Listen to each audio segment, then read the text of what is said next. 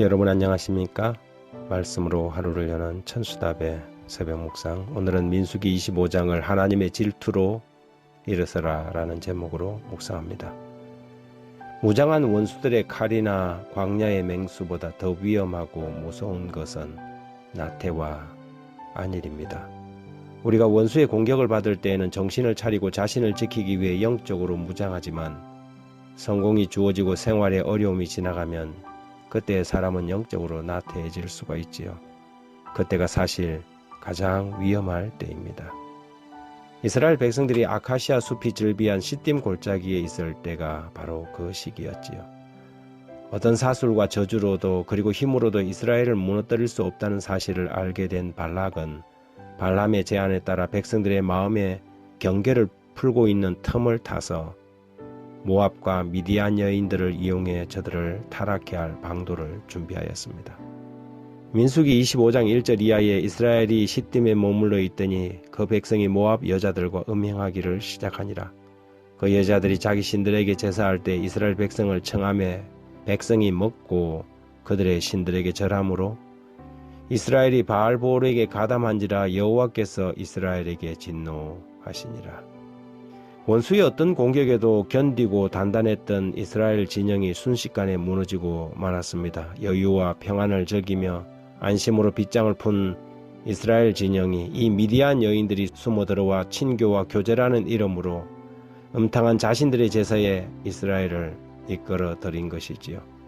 처음에는 교제와 어울림만 있었지만 교제와 축제가 깊어지며 저들의 정신은 혼미해졌고 마침내 바알의 우상 앞에 머리를 숙이는 데까지 나가고 말았습니다.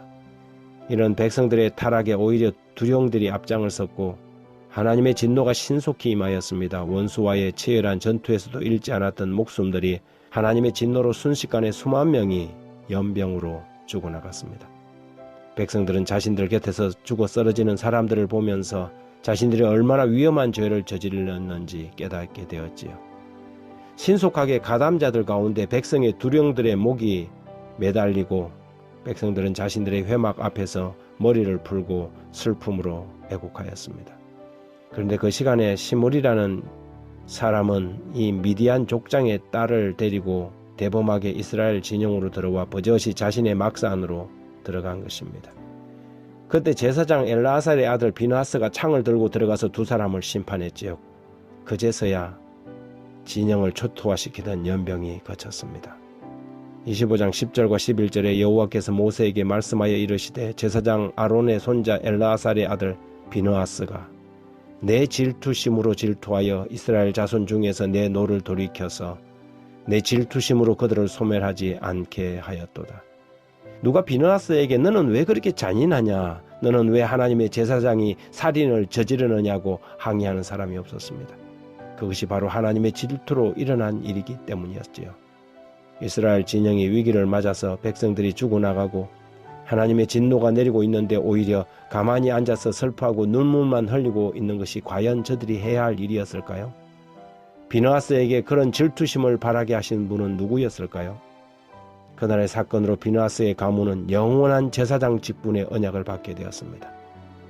후일 하나님의 마음에 합한 자로 이스라엘 왕위에 오른 다윗도 하나님의 군대를 가십거리로 삼고 40일을 조속으로 나와 모욕하던 블레셋 장군 골리앗을 향하여 이 할례받지 못한 사람이라고 하며 그의 마음에 의분이 일어나서 명을 받아 물매를 들고 나갔던 것입니다. 다윗의 마음과 비느하스의 마음이 같은 마음이었습니다.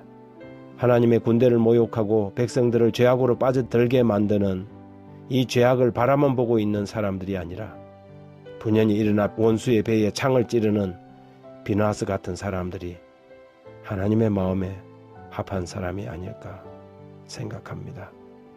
부주와 선지자 459페이지에 이스라엘 사람들이 죄에 빠진 것은 저희가 표면상으로 아니라고 안전한 때였을 때였다. 그들은 하나님을 항상 그들 앞에 모시는 데 실패하였고 기도를 게을리하고 자기 자신을 믿는 정신을 품었다. 안일과 방종은 영혼의 성체를 겸비하지 않은 채 버려두는 것이며 부패한 사상이 들어올 수 있도록 길을 열어주는 것이다. 원칙의 요새를 무너뜨리고 이스라엘 백성을 사단의 권세에 팔아넘긴 자들은 성 안에 있던 반역자들이었다. 아직도 사단은 이와 같은 방법으로 영혼을 파멸시키고자 노력한다. 하나님 우리 아버지, 원수들의 공격이 무차별적으로 교회를 공격해 옵니다.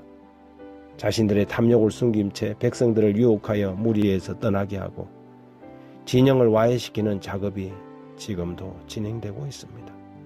이러한 때에 비느하스처럼 가만히 눈치만 보고 있는 사람이 아니라 하나님의 교회와 이스라엘 진영을 위하여 행동하는 믿음이 되게 하시고 말씀의 창을 들고 일어나 원수의 가슴을 향해 날리는 하나님의 질투심이 일어나는 사람들이 되게 해주십시오. 예수님 이름으로 기도합니다.